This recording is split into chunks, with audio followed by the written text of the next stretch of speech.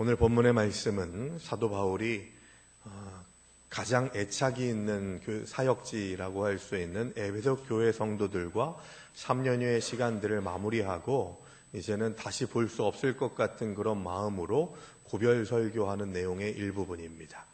에베소 교회 교인들에게 이제는 내가 떠날 텐데 다시는 너희의 얼굴을 보지 못하게 될 텐데 그렇기 때문에 간절한 마음으로 너희에게 두 가지 부탁과 두 가지 명령과 한 가지 간절한 권면의 부탁의 이야기를 하고 싶으니 잘 들어봐라 라고 하는 메시지를 전해주는 부분이 오늘 본문입니다.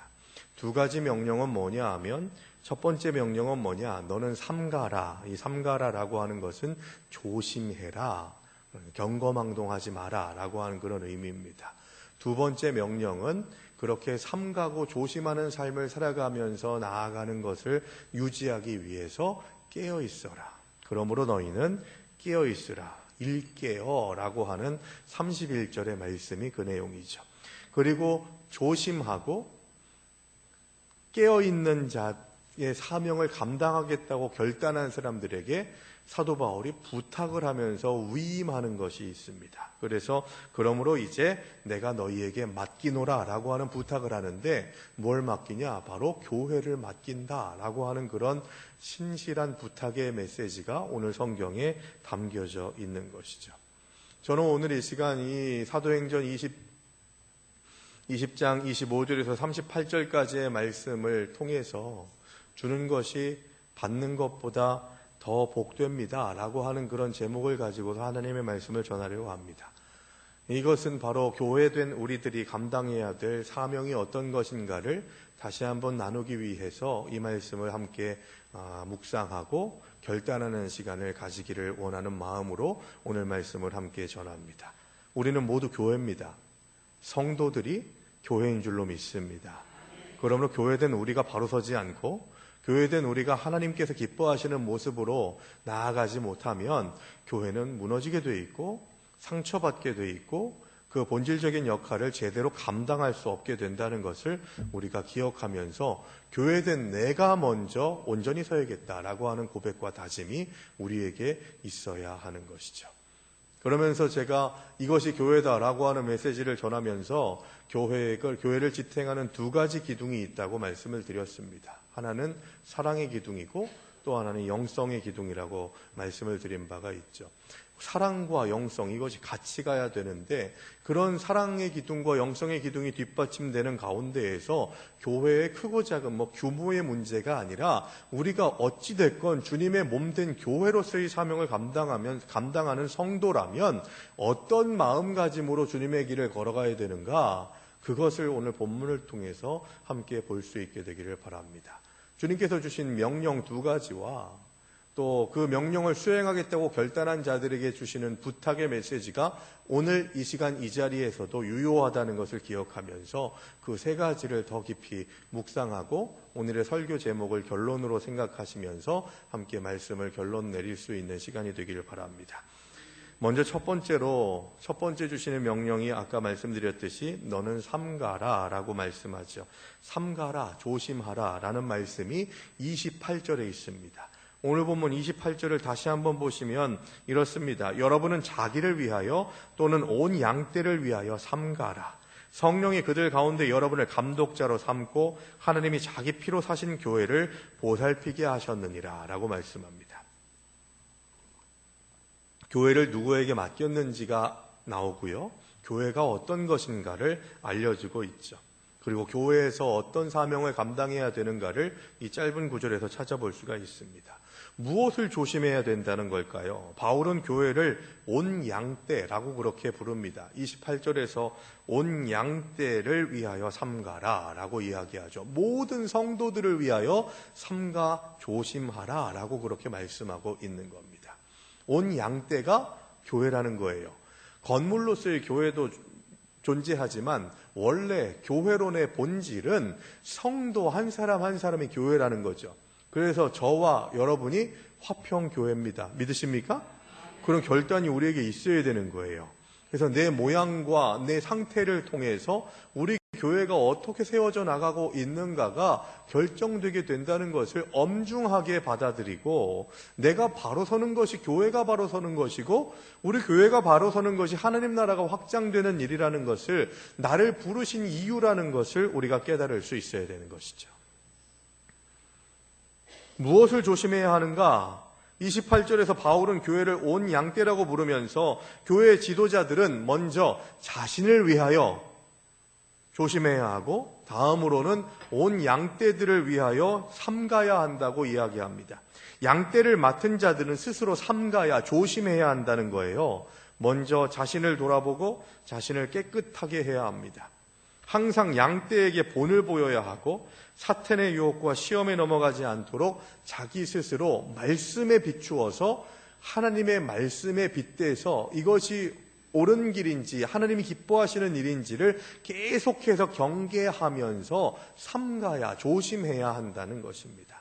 오늘 본문의 말씀에 보시게 되면 사도 바울에 대한 부러움이 있는데, 그게 뭐냐면 너희는 나를 본받아서 내가 살아온 길을 따라서, 이런 말씀을 하고 있습니다. 너희는 내가 살아온 길이 어떤 것인지를 봤지 않느냐, 그러니까 나를 본받아라 라고 하는 이 말이 대단히 교만해 보이지만, 이 말을 할 수 있는 것이 얼마나 뼈를 깎는 그런 헌신과 고난의 길을 걸어감에도 불구하고 흔들림 없이 하나님의 사명을 감당했는가를 에베소 교인들에게 너희는 알지 않느냐라고 그렇게 담대하게 말하는 그 사도 바울의 그 마음이 참 부럽습니다. 참 부끄럽죠. 나처럼 하십시오. 이 말 전 못하겠어요. 부끄러워요. 참 그렇게 되기를 소망하는데, 참 그렇게까지 되지 못하는 그 우리의 상태, 우리의 부족함, 이것을 통감하게 됩니다. 그런데 중요한 것은 그 모든 과정들, 삶의 시간들 통해서 사도 바울이 계속해서 스스로 경계하면서 조심하는 삶을 살았다는 것입니다. 삼가, 조심하는 삶을 사도 바울이 살았다는 것이죠. 그것을 지금 에베소 교회의 리더들에게 명령하고 있는 것입니다.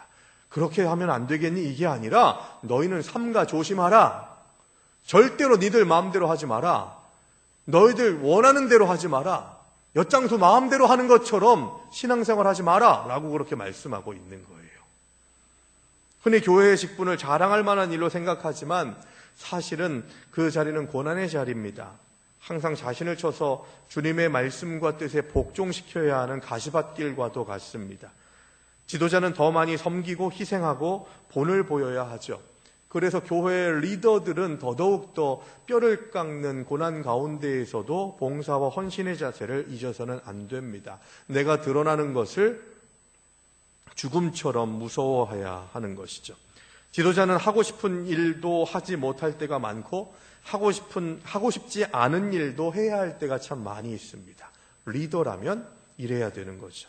만일 교회의 일꾼들이 높은 위치를 추구하는 세속적인 가치관으로 교회를 이끌려고 하면 그 공동체는 분명히 생명력을 잃게 될 것이 분명합니다. 교회는 세상의 논리로 이끌어져 나가는 곳이 아니기 때문입니다. 교회의 지도자는 스스로를 위해 그리고 양떼를 위해 삼가는 사람들입니다. 이런 준비가 되어 있지 않으면 교회는 상처를 입게 되죠. 스스로 삼갈 준비가 안 된 사람이 일을 하면 자신을 망치고 나아가 공동체까지 망칠 것입니다. 바울은 이 사실을 잘 알았기 때문에 양떼를 위해 삼가라고 권면하고 있는 것이죠. 하안동 동네를 걸어 다닐 때 저는 참 삼가 조심합니다. 이유가 뭘까요? 누군가가 화평교회 목사라는 걸 알거든요. 제가 뭘 잘못합니다. 가다가 이렇게 지나가다가 바빠가지고 막 무단횡단 하다가 누가 이렇게 봐요. 제가 무단횡단을 하고 있는데, 어제 화평교회 목사님이다. 이런 사람들이 있으면 얼마나 실족하겠습니까? 지나가다가 우리 교회 권사님이 제가 이렇게 걷다가 막 노상방뇨하고 앉았고, 침 찍찍 뱉고 있고, 그러면서 막 다리 이렇게 막 떨고 있으면서 신호등 대기하고 있으면, 우리 목사님 참 저렇게 참 와일드하고 터프하네. 이러면서 좋아하겠어요? 왜 삼가할까요? 화평교회 목사인 것이 여러분들에게 부끄럽지 않고 하나님께 영광 가리우지 않도록 하기 위해서 그 직분에 따라서 직분을 중하게 무겁게 여기면서 내가 하고 싶어도 하지 않고 싶은데 해야 하는 일들을 기쁨으로 감당하는 것이 사명자의 삶이라는 것을 기억해야 한다는 겁니다. 하고 싶은 말 다 하고 하고 싶은 일 다 하고 하고 싶지 않다고 내팽개쳐버리고 이러면은 교회가 어떻게 교회될 수가 있겠냐는 겁니다. 제가 개인적으로 존경하는 목사님들 중에서 제가 직접적으로 한 번도 대화는 나눠보지 않았습니다만 작년에 은퇴하신 100주년 기념교회를 담임하셨던 이재철 목사님의 설교를 좀 가끔씩 듣습니다. 그런데 그 설교 내용 가운데에서 이런 이야기가 있더라고요. 그 설교의 내용을 좀 소개해드리면 이렇습니다. 한 여인이 보낸 편지를 이 100주년 기념교회를 담임하실 때에 이재철 목사님이 봤습니다. 내용이 이렇습니다. 서울 시내 모처에 있는 교회를 대를 이어서 섬기고 있는 그 여인이 남편도 그 교회의 장로로 섬기고 있었다고 합니다. 하지만 오랫동안 이 여자가 암으로 투병하게 되고 이 오랫동안 투병하는 여자 아내를 버리고 남편이 이혼을 요구하면서 아예 집을 나가서 다른 여자와 동거를 하기 시작했다고 합니다. 그 여자가 쓴 편지의 내용에 들어가 있는 이야기예요. 그 여인은 최근에 남편이 동거녀와 함께 섬기던 교회를, 장로가 섬기던 교회를 떠나서 100주년 기념교회에서 행복하게 예배드리고 신앙생활 한다고 하는 소식을 이 권사님이, 아내인 권사님이 듣게 됐다는 겁니다. 그래서 너무 억울하고 속상한 마음에 100주년 기념교회 목사인 이재철 목사님에게 한풀이 하듯이 하소연하는 마음으로 편지를 보낸 거예요. 그리고 이재철 목사님이 그 편지의 내용을 보고 난 다음에 그 다음 주 설교에서 이렇게 얘기를 했다고 합니다. 편지의 내용이 모두 사실이라면 오늘도 우리 교회 예배당 어느 한 곳에서 그 장로님이 그 불륜녀와 함께 예배를 드리고 말씀을 듣고 있을 텐데 저는 이 시간에 죄송하지만 그분에게 이런 질문을 던지고 싶습니다. 라고 그렇게 이야기를 하는 겁니다. 설교 때 이야기를 한 거예요. 장로님은 지금 왜 예배를 드리고 있습니까? 무슨 얘기죠? 예배 드리는 사람이 왜 그렇게 삽니까? 그 얘기하고 있는 거죠. 그러면서 질문을 이어갑니다. 장로님은 무엇의 종이며 누구의 증인으로 살고 있습니까? 말씀의 종이요? 주님의 증인으로 살고 있는데 그렇게 그런 삶을 살고 계신 겁니까? 아니면 자기 욕망의 종이요? 자기 자신의 증인으로 살고 있는 겁니까? 스스로 삼가고 하나님께서 기뻐하시는 일들을 감당하겠다고 결단하고 다짐하는 것이 예배자의 기본적인 도리임에도 불구하고 장로님 지금 무슨 짓을 하고 있는 겁니까? 라고 하는 것을 묻고 있는 것이죠.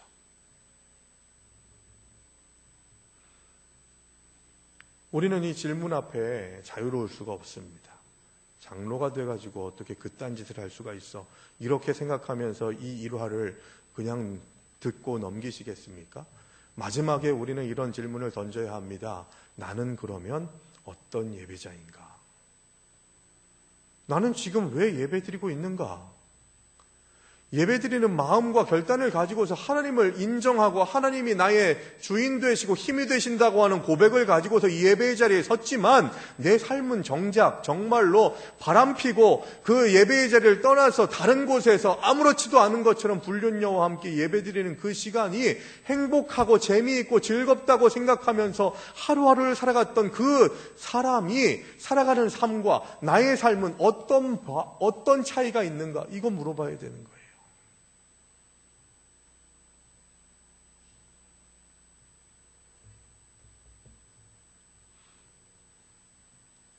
하나님께서 우리들에게 주신 그 자리에서, 헌신의 자리에서 나는 지금 삼가 조심하고 있는가를 계속해서 점검해야 합니다. 왜 조심해야 될까요? 너는 자기 자신을 위해서 그리고 온 양떼를 위해서 삼가 조심하라 라고 하는 말씀을 주신 이유가 뭐냐? 바로 28절 끝부분에서 교회가 뭐라고 하는 것을 말씀하시는데 그 교회 공동체가 자기 피로 사신 교회다라고 말씀하고 있는 거예요. 무슨 얘기죠? 교회는 주님 예수 그리스도의 피값으로 세워진 교회라는 거예요. 그만큼 소중하다는 거예요. 그만큼 값지다는 것이고, 그래서 내 마음대로 할 수 있는 것이 아니라는 겁니다. 교회를 이끌어 나가고 교회를 위해서 헌신하는 자들이 꼭 기억해야 될 게 뭐냐? 교회의 가치는 측량할 수 없다. 어떻게 예수 그리스도의 피값을, 보혈의 그 피값을 어떻게 우리의 것으로 측량을 할 수가 있겠냐는 거예요. 너무나도 귀하다는 것이죠. 그리고 교회된 성도들, 여러분들이 지금 함께 예배드리고 있는 옆에 있는 성도님들이 그만큼 예수 그리스도의 피값으로 구원받은 자들임을 인정하면서 그들이 존귀한 자들임을 먼저 고백할 때, 그때 우리가 그들을 향해서 삼가 조심할 수 있는 은혜의 자리로 나아갈 수 있게 된다는 겁니다. 하나님의 사람들은 하나님의 사람들을 함부로 대할 수 있는 그 어떤 특권도 가지고 있지 않습니다.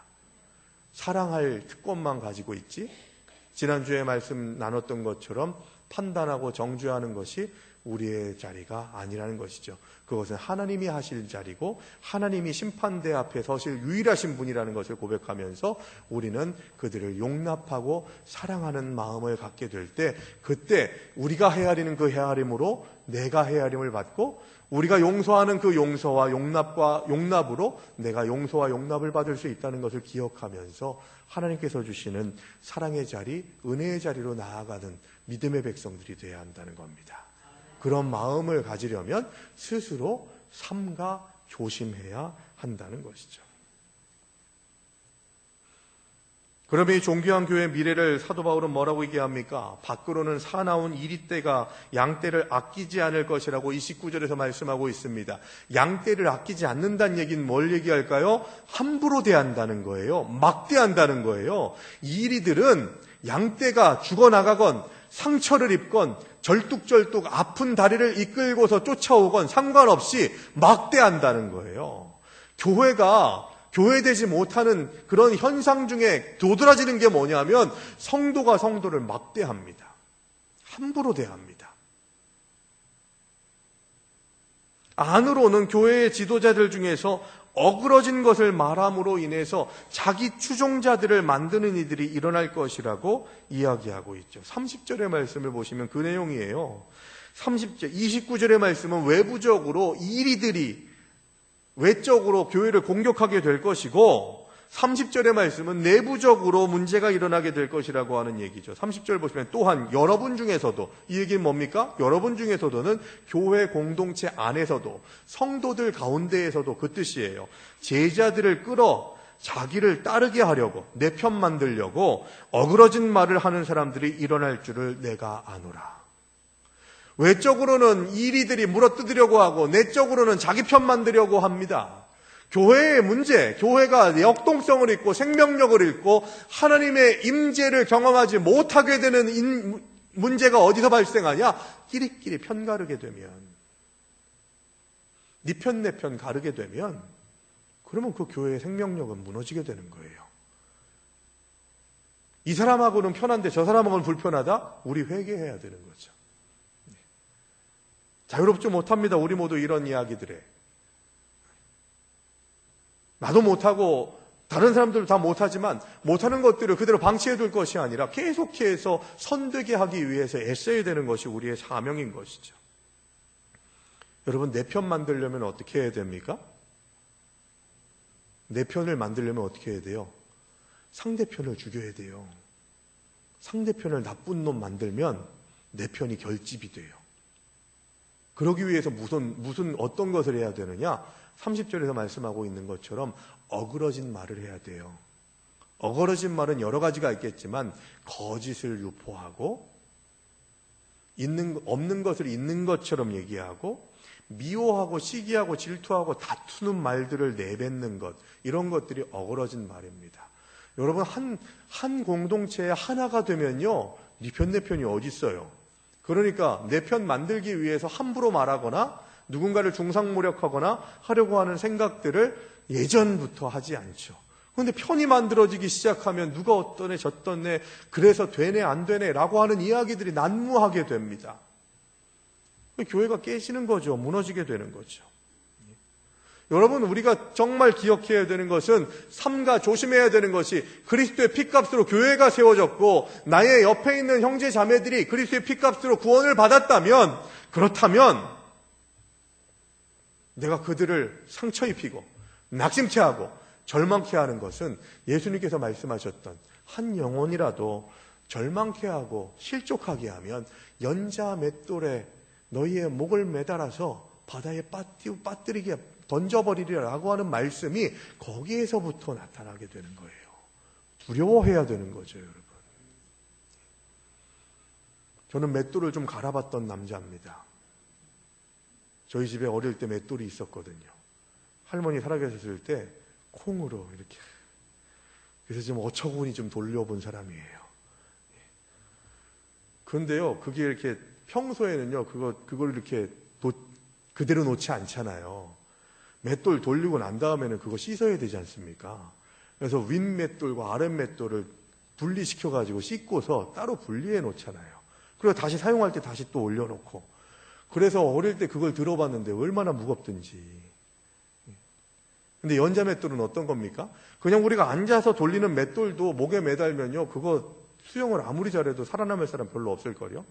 연자 맷돌은요, 사람이 돌릴 수가 없어가지고 소나 말로 돌렸던 게 연자 맷돌이잖아요. 한 사람이라도 실족하게 하면 그런 징계가 임하게 된다는 것을 말씀하고 있어요. 어그러진 말을 하거나 내 마음대로 파당을 지으려고 하는 생각들이 바로 삼가 조심하지 않는 마음에서부터 시작된다는 것을 우리는 기억해야 합니다. 두 번째 명령은 뭡니까? 31절의 말씀에서 보는 것처럼 그러므로 너희는 깨어 있어야 된다. 일깨어 라고 하는 명령을 하고 있는 겁니다. 31절 말씀 보시면 그러므로 여러분이 일깨어 내가 3년이나 밤낮 쉬지 않고 눈물로 각 사람을 훈계하던 것을 기억하라 말씀합니다. 여기서 깨어있으라라고 하는 뜻의 그레고레이테라고 하는 헬라어는요, 영적으로 각성해 있는 상태를 말할 때 쓰는 단어입니다. 영적으로 민감하라 라고 하는 얘기죠. 방종하거나 방심하지 말고 파수꾼처럼 늘 준비하고 경계하는 삶이 우리들에게 있어야 된다는 겁니다. 바울은 에베소 교회를 3년 동안 각 사람에게 훈계하던 것을 기억해야 한다고 말씀합니다. 여러분, 그래서 제가 지난번에 말씀드렸죠. 기쁨으로 받는 은혜도 참 우리들에게 위로가 되지만 우리가 정신 차리고 정도를 걸어가고 하나님이 기뻐하시는 삶을 살아가려면 훈계의 은혜도 받을 줄 알아야 되는 거예요. 부끄러워지죠. 내가 잘못한 것이 드러나는 것 같아요. 말씀을 통해서 주시는 은혜가 항상 좋은 은혜로 내가 받아들이기에 기쁜 은혜로만 다가오는 게 아니라 내 죄가 드러나고 내 잘못이 고발당하는 것 같고 내 실수가 내 연약함이 드러나는 것 같은 일들이 일어날지라도 그것을 훈계의 영으로 받아들여서 하나님께서 나에게 주시는 말씀으로 든든히 서가려고 하는 마음들이 필요하다는 거죠. 그래서 기쁨으로 받는 은혜도 중요하지만 아프게 받는 은혜도 우리가 받을 줄 알아야 된다고 말씀드렸습니다. 내가 말씀을 듣는데 이게 좀 아프게 와요. 이건 나한테 하는 말씀 같아요. 그래서 기분이 나빠요. 그걸 들어야 되는 거예요. 그걸.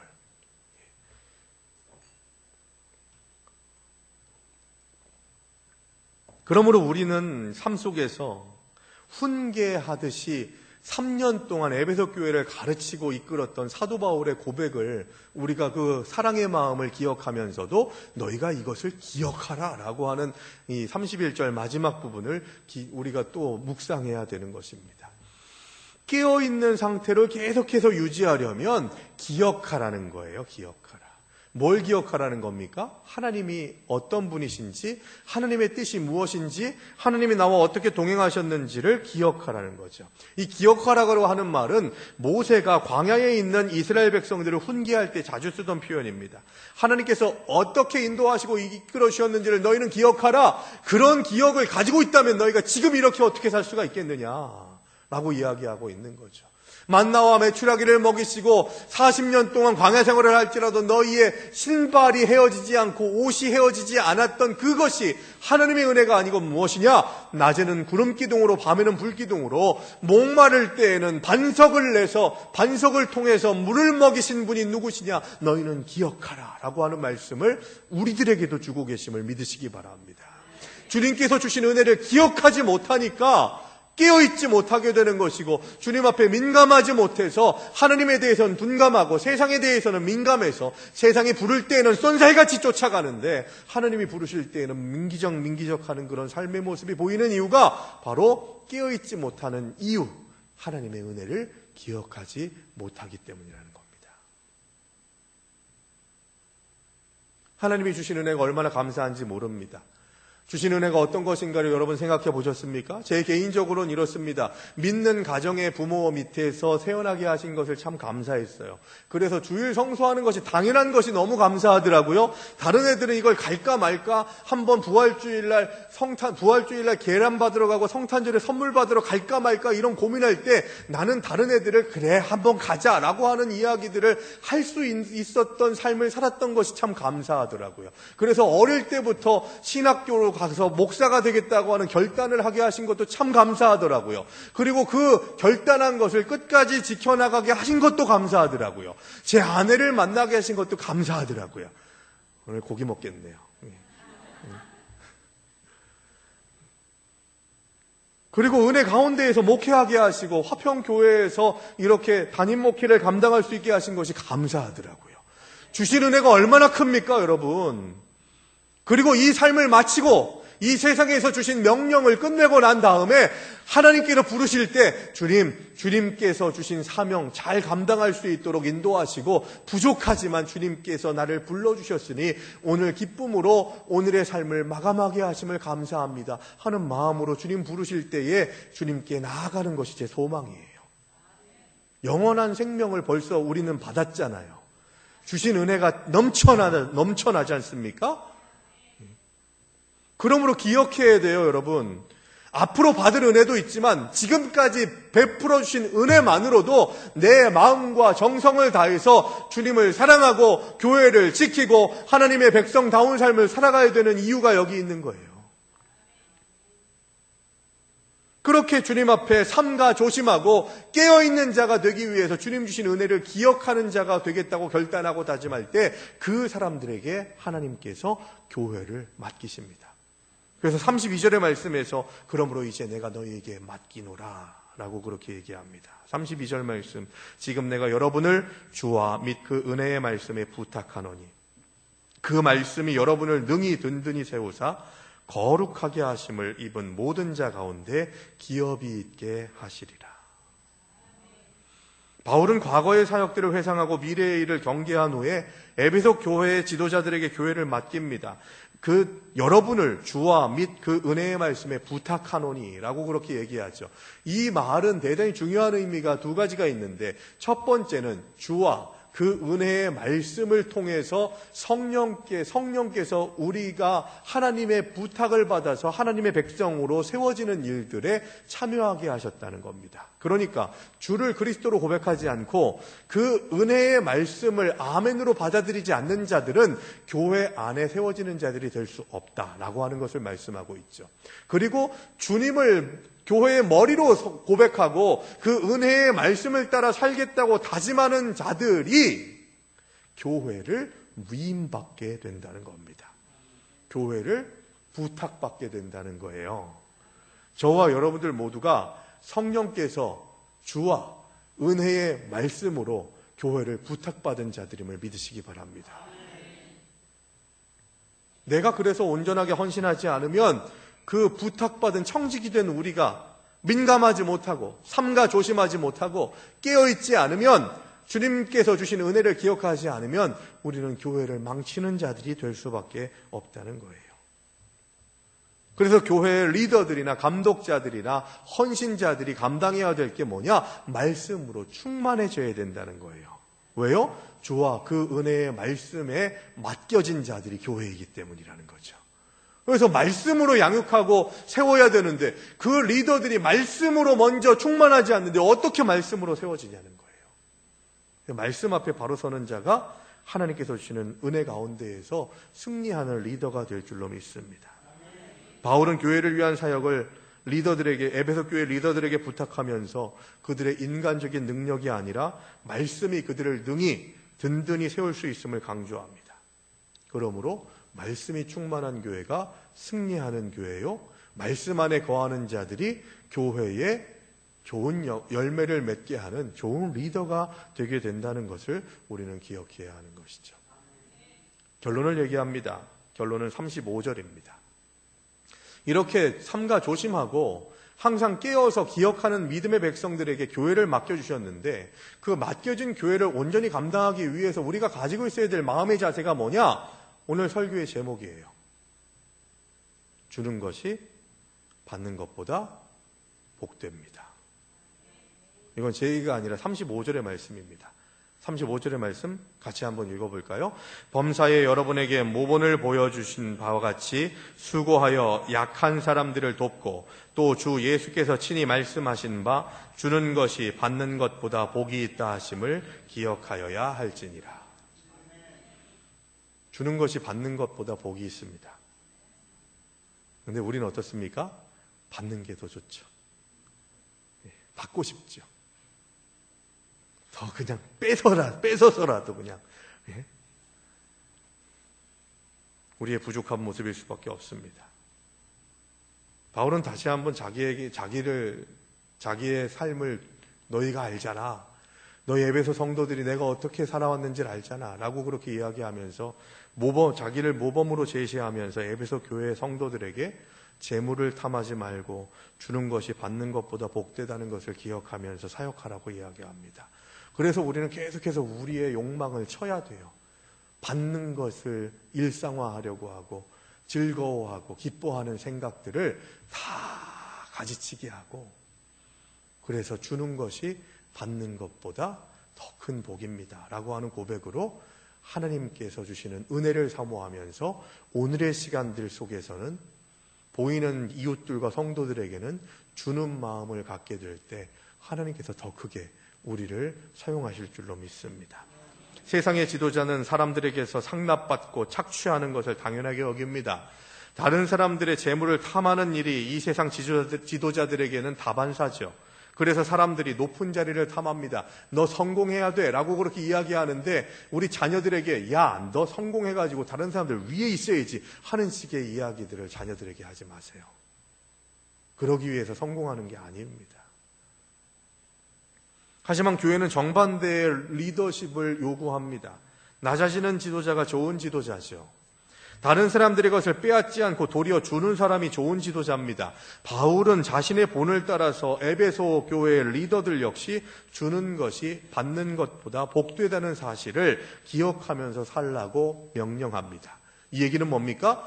받는 것이 주는 것보다 재미지다고 생각하는 사람들이 리더가 되면 교회 공동체 가운데에서 여러 가지 문제들이 발생할 수 있다는 거죠.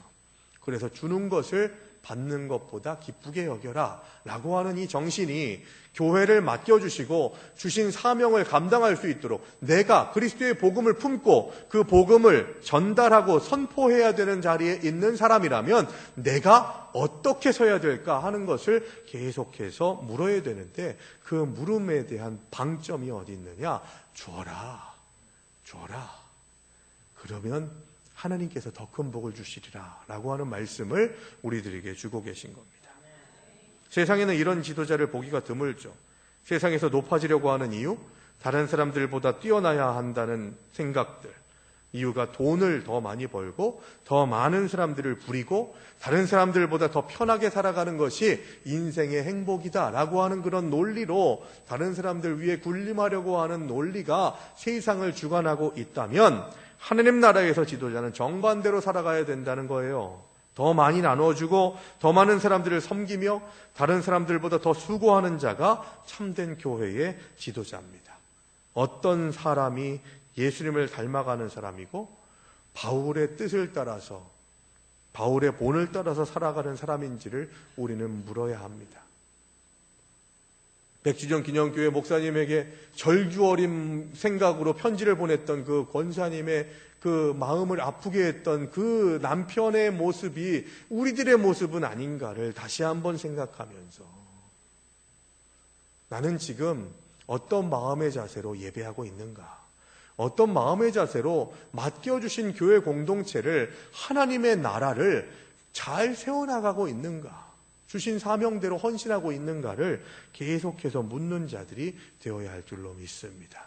그런 물음 속에서 우리가 결론적으로 가지고 있어야 될 인생의 자세, 삶의 자세는 바로 주는 것이 받는 것보다 복되다라고 하는 고백을 가지고서 계속해서 주고 계속해서 내가 먼저 희생하고 내가 먼저 헌신하고 봉사하게 될 때 하늘에서 받는 상급이 큼을 고백하면서 세상에서 누리는 복이 아니라 영원한 하나님 나라에서 누리는 복을 사모함으로 이 세상에서는 퍼주고 주고 전하는 일들에 기뻐하고 감사하는, 그래서 내가 받으려고 하고 움켜쥐려고 하는 그 욕망을 예수의 이름으로 처단할 수 있는 복받는 인생 되시기를 주의 이름으로